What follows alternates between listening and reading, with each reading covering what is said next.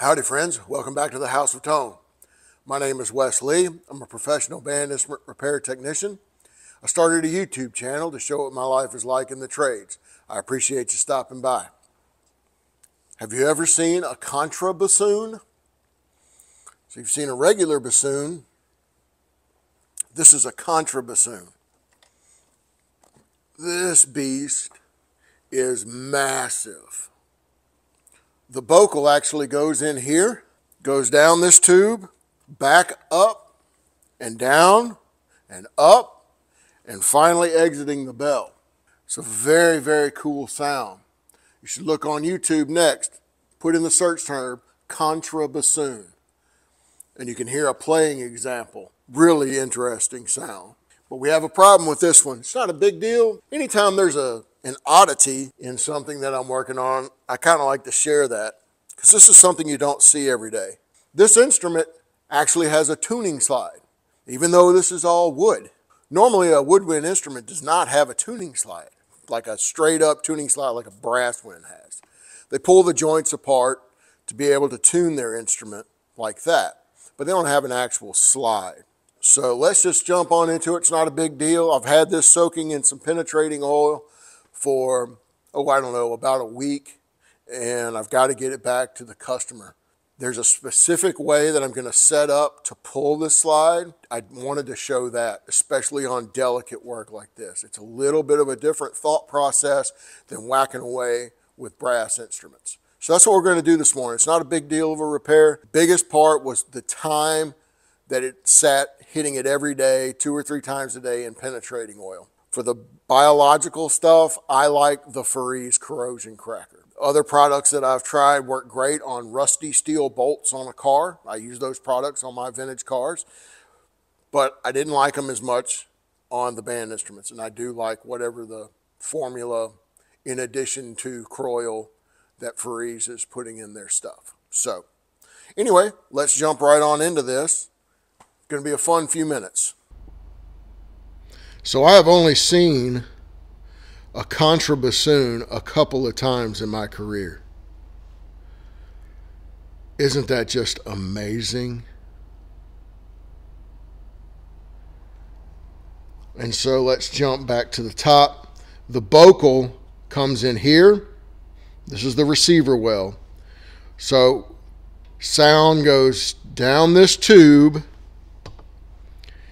into this tight U shape right here. And this is the tuning slide. You can see that this has an adjustment that comes all the way out to allow this slide. Now if we look close, let me zoom this in. You can see how green this is. So this probably has never been pulled apart. Here is the actual tuning slide joint. There and there. So that's where it's going to come apart from. So sound comes back up. This tube makes another shape, comes down this long tube, and look at this cool brace.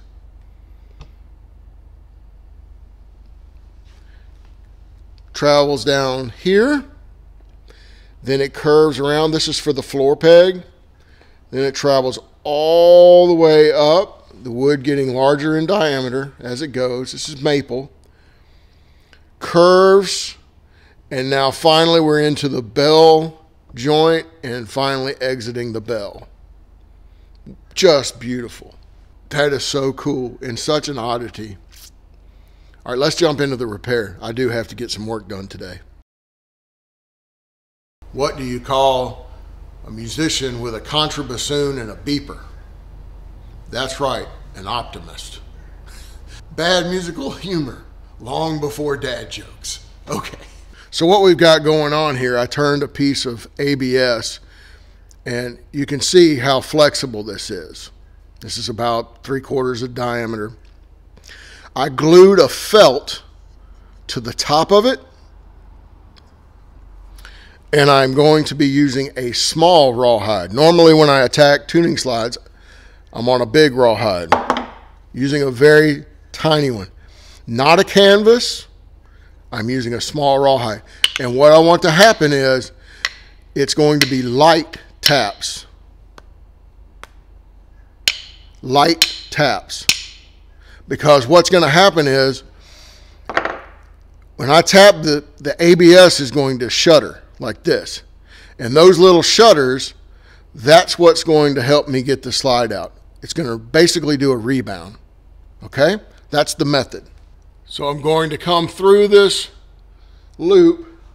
And the reason I put that felt pad down is because I don't want to scratch this beautiful finish. And so a series of light taps.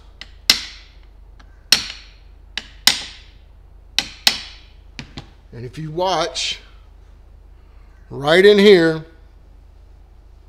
you'll see it start to go.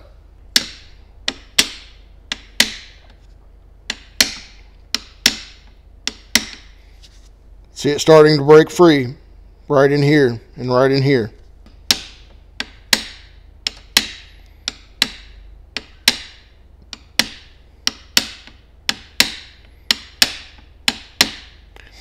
This is nickel silver. It's been silver plated, but this is nickel silver.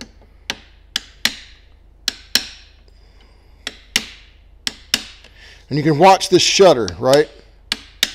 I hope the camera is picking that up. It's not about hitting it hard at all. I'm barely even holding the hammer. You can just see it rebounding. And you can see the slide moving, I bet. No, not quite ready to give it up on its own yet.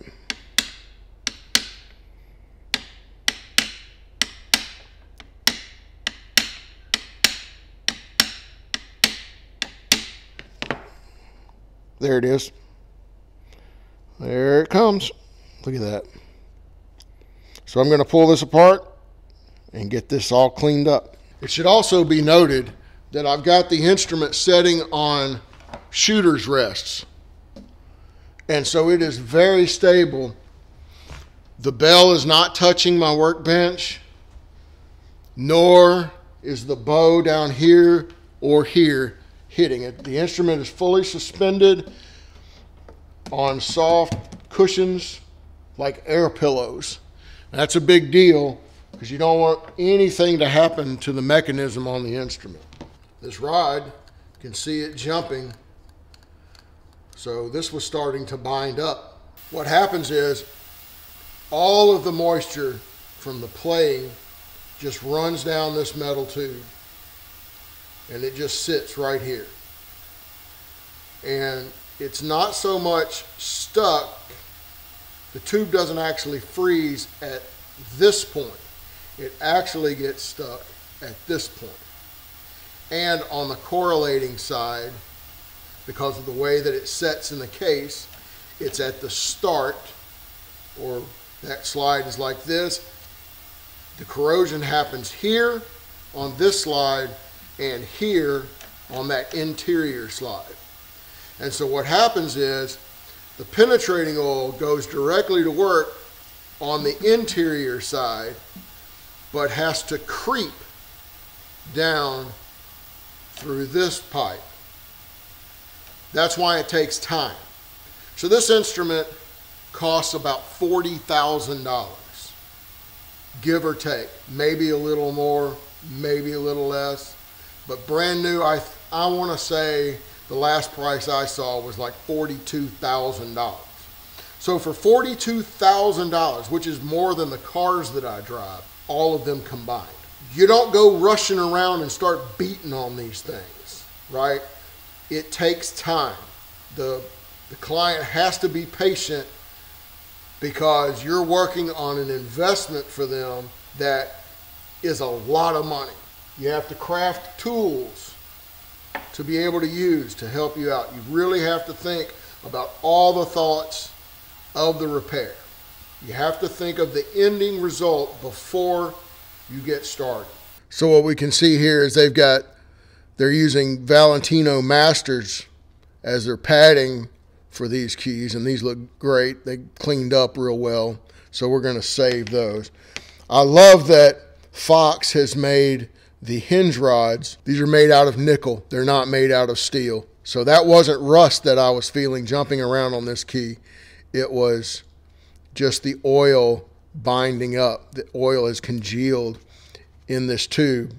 So for this is a spiky, it's a pipe cleaner, but it's got little spikes on it.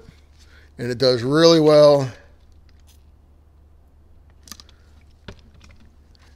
at cleaning out gunk that's built up in the hinge tubes. You'll see how dark it is on that side. So that was brand new, and see it's got all this black on it.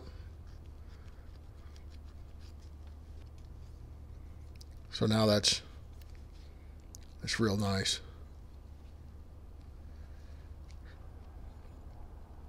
Okay, I think our tube just finished up, so let's go and get that. I'm using Hetman 6.5. One thing I like about the Hetman 6.5, this gel, is that it really, a small amount all the way around, and it just sticks and coats the entire surface. And so just a perfect fit. That's really good. That does what it needs to do. The client will be very happy. Well, all right, friends, that came out great. Our client's going to be so happy about this. I know she's going to be happy about getting her instrument back, that's for sure, but had to do it right. Had to do it right. Had to do it proper. Some things you just can't rush. They just take time. I thought you would enjoy seeing it. This is not something that you see very often. This is maybe the second or third one that I've worked on in 30 years. So really cool. But in my area, that's not something you see very much at all. I appreciate you stopping by the shop today. This is Wes Lee, signing out.